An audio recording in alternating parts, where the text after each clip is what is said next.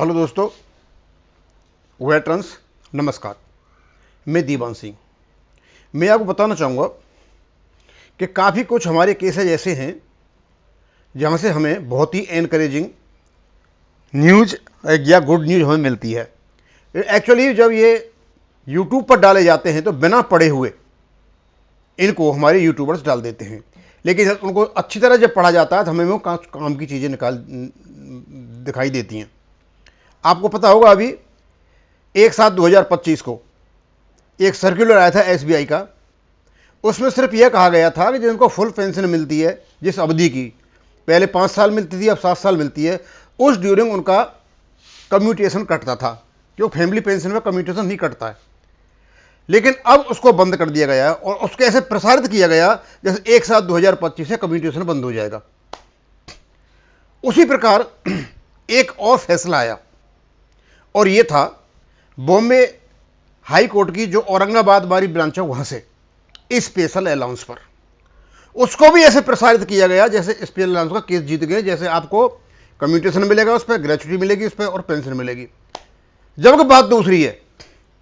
Actually हुआ क्या था, और इस फैसले में मुझे एक ऐसी जबरदस्त चीज मिली, खास करके उसी के लिए वीडियो बना रहा हूं मैं, अदरवाइज को बनाता नहीं। तो ये फैसला था, 3 जो बैंकर्स थे, ऑफिसर्स थे, वो डीआरटी डेट रिकवरी ट्रिब्यूनल और डीआरएटी वो अपीलेट ट्रिब्यूनल में वो पोस्ट जाते हैं, जगह निकलती है। और ये फैसला हो गया था 10/12/2024 को, रिजर्व रख लिया था, बाद में 14/12/2024 को आया था, 1 साल पुराना है। अब इसको ऐसे स्पेशल अलाउंस कह करके इसको प्रचारित कर दिया गया, लेकिन इसमें एक्चुअल था क्या वो किसी को पता ही नहीं चला।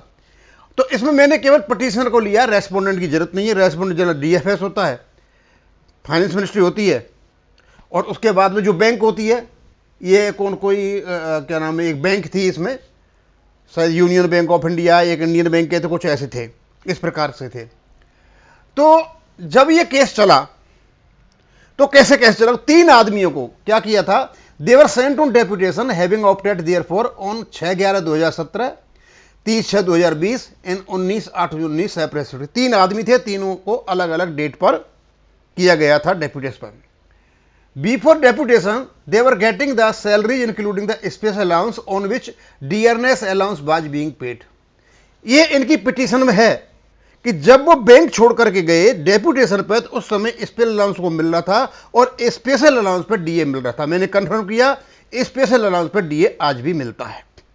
और जब उनका पे फिक्सेशन हुआ डीआरटी में जाके या डीआरएटी में जाकर के, तो डेपुटेशन में ये आपका स्पेशल अलाउंस छोड़ दिया गया, यानी इनके बेसिक पे में डीए के लिए नहीं जोड़ा गया। The learned advocate mister Dev referring to the affidavit in reply of respondent number 1। अब जो इनका जो वकील था पिटीशनर का, अब रेस्पोंडेंट का जो वकील था, बैंक का जो वकील, उसने ये कहा था कि स्पेशल पे और स्पेशल अलाउंस 2 अलग चीज हैं।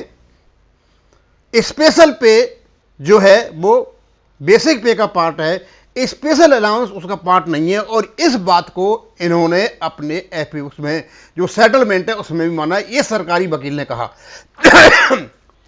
It is necessary to note that by letter और कम्युनिकेशन डेटेड 24/11/2000। अब हुआ क्या, ये सारा का सारा लंबा चौड़ा कोर्ट के पास पहुंच गया। जब कोर्ट के पास पहुंचा तो कोर्ट के पास सारे की सारे जो कम्युनिकेशंस हैं, लेटर्स हैं, भारत सरकार के सर्कुलर्स हैं, वकील जितनी भी चीजें रखना चाहते हैं सब कुछ उनके पास मिल जाती है। इसमें एक चीज निकल करके आई और बहुत महत्वपूर्ण चीज है, ये स्पेशल अलाउंस को आपकी बेसिक पे में जोड़ने के लिए, इस पर पेंशन लेने के लिए, इस पर कम्यूटेशन लेने के लिए और ग्रेच्युटी लेने के लिए। क्योंकि कभी कभी लेटर नहीं आते हैं, मिलते नहीं है। वो लेटर कौन सा है, ये कोर्ट कहता है it is necessary to note, ये कोर्ट का वो है verdict, by letter communication dated 24/11/2009 issued by the Ministry of Finance, all the presiding officers of DRTs and registration। Ministry of finance ने एक लेटर निकाला डीआरटी और डीआरटीएच को। वो लेटर क्या था, अब है तो उसमें बहुत कुछ, लेकिन अब जो मैं पढ़ूंगा यहां से आगे इस पर ध्यान देने की बात है। और आप निश्चित समझिए कि यदि ये फाइनेंस मिनिस्ट्री ने लिखा है और ये जो इनकी बात फाइनेंस मिनिस्ट्री जो कह रही है, यदि ये वर्तमान में हो रही है, तो कोई भी व्यक्ति स्पेशल अलाउंस की ना पेंशन रोक सकता है, किसी भी हालत में ना उसको कम्यूटेशन को रोक सकता है और ना उसकी ग्रेचुटी को रोक सकता है। अब आया जिस काम के लिए मैंने ये खास खास चीजें ली, वो इस काम के लिए ली। अब पढ़ो, देखो। Accordingly the matter was taken up with IFU of ministry of finance.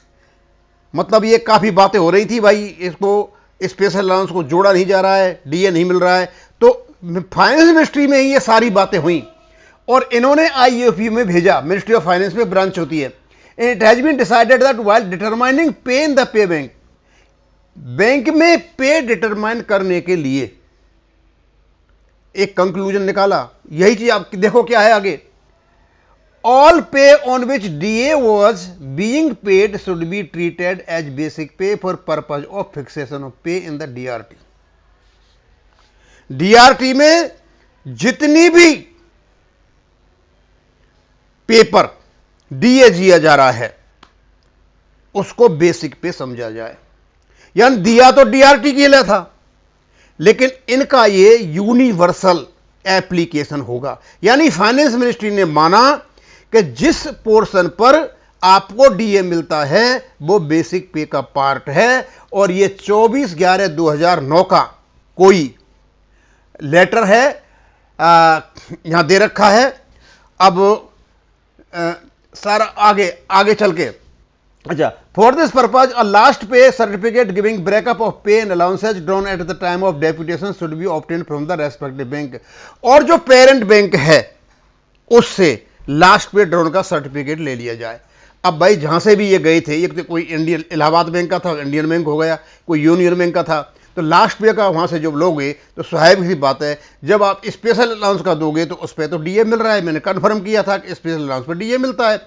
अब जब स्पेशल अलाउंस पर DA मिलता है और जिस पोर्शन पर DA मिलता है उसको फाइनेंस मिनिस्ट्री बेसिक पे मान रही है, तो ये कोर्ट में ले जाने के लिए बहुत बड़ा सशक्त हथियार है आप लोगों के पास। Should be obtained from the reserve and bank should certify that DA was being paid on the basic pay stack. और ये बैंक सर्टिफाई करेगा कि इस पर्टिकुलर पोर्शन पर क्या बेसिक, इस पर्टिकुलर पोर्शन पर आपको दिया जा रहा था DA। अब इसका मतलब ये हो गया कि जो बैंक के कर्मचारी डेपुटेशन पे गए DRT में और वहां से यदि रिटायर होते हैं तो उनका तो पे मान लिया, यानी DRT में स्पेशल अलाउंस को पे माना गया है, तो स्वाभाविक सी बात है उनके सब में जुड़ जाएगा ये, इसको तो रोक ही नहीं सकता। और यदि यहां DA मिल रहा है बैंक वालों को, बैंक ब्रांचेज में इस समय ऑफिसर एम्प्लॉयज को, तो स्वाभाविक सी बात है इस निर्णय के अनुसार, कोर्ट का निर्णय है, मेरा नहीं है, कोर्ट ने लेटर पढ़ा है, लेटर पढ़ करके ये निर्णय दिया है, ये कंक्लूजन निकाला है कि फाइनेंस मिनिस्टर ने यह माना कि जिस पोर्शन पर DA दिया जा रहा है वो बेसिक पे का पार्ट है। ये फाइनेंस मिनिस्ट्री का वर्डिक्ट है, एक्सप्लेनेशन है।